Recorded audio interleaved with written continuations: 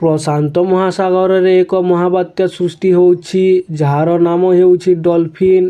ସେ ଅଞ୍ଚଳରେ ଏହାକୁ ସୁପର ଟାଇଫନ୍ ଡଲଫିନ୍ ନାମରେ ନାମିତ କରାଯାଇଛି ଏବଂ ଏହାର ଦୁଇଟି ଦିଗ ରହିପାରେ।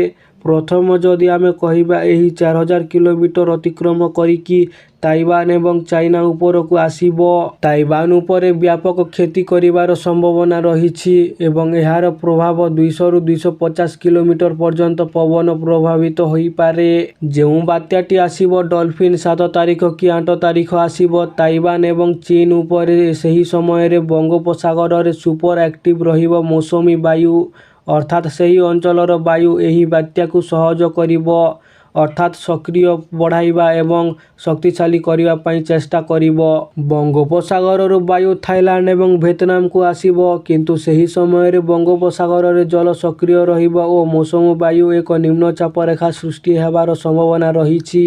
ଉତ୍ତର ବଙ୍ଗୋପସାଗରରେ କେବଳ ଅଗଷ୍ଟ 8 ଆଡ଼କୁ ସୃଷ୍ଟି ହେବାର ସମ୍ଭାବନା ରହିଛି, ଯାହାଫଳରେ କି ଏକ ଲଘୁଚାପ କ୍ଷେତ୍ର ସୃଷ୍ଟି ହୋଇପାରେ 9-10 ଆଡ଼କୁ, ଯାହା ବାଂଲାଦେଶ ଏବଂ ଦକ୍ଷିଣ ବାଂଲାଦେଶ ବଙ୍ଗୋପସାଗରରେ ସୃଷ୍ଟି ହୋଇପାରେ। ପରବର୍ତ୍ତୀ କ୍ଷେତ୍ରରେ ଉତ୍ତର ପଶ୍ଚିମ ଆଡ଼କୁ ଗତି କରିବାର ସମ୍ଭାବନା ରହିଛି ଏବଂ ଉତ୍ତର ଓଡ଼ିଶା ପାର୍ଶ୍ୱବର୍ତ୍ତୀ ପଶ୍ଚିମବଙ୍ଗ ଏବଂ ଝାଡ଼ଖଣ୍ଡ ଛତିଶଗଡ଼ ଯିବାର ସମ୍ଭାବନା ରହିଛି, ଯାହା 12-13 ତାରିଖ ଆଡ଼କୁ ରହିପାରେ, କିନ୍ତୁ ପରବର୍ତ୍ତୀ ପର୍ଯ୍ୟାୟରେ ଦୁର୍ବଳ ମୌସୁମୀ ବାୟୁ ଭାରତରେ ରହିଥିବାର ସମ୍ଭାବନା ରହିଛି କିନ୍ତୁ ପୁଣି ଦୁର୍ବଳ ହୋଇଯିବା। ଛତିଶଗଡ଼ ପରେ ପୁଣି ଦୁର୍ବଳ ଘୂର୍ଣ୍ଣିବଳୟ କ୍ଷେତ୍ର ପଛକୁ ଫେରିବ ବାଂଲାଦେଶ ଏବଂ ପଶ୍ଚିମବଙ୍ଗକୁ ପୁଣି ଫେରିବ।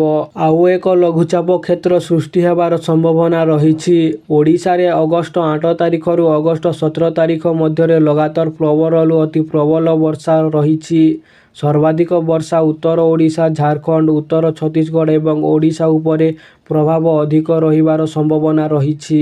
ଯଦି ଆପଣମାନେ ଭିଡ଼ିଓଟିକୁ ଶେଷ ପର୍ଯ୍ୟନ୍ତ ଦେଖିଛନ୍ତି ତେବେ ଚ୍ୟାନେଲଟିକୁ ସବସ୍କ୍ରାଇବ୍ କରି ଭିଡ଼ିଓଟିକୁ ଲାଇକ୍ କରିଦେବେ। ଧନ୍ୟବାଦ, ନମସ୍କାର।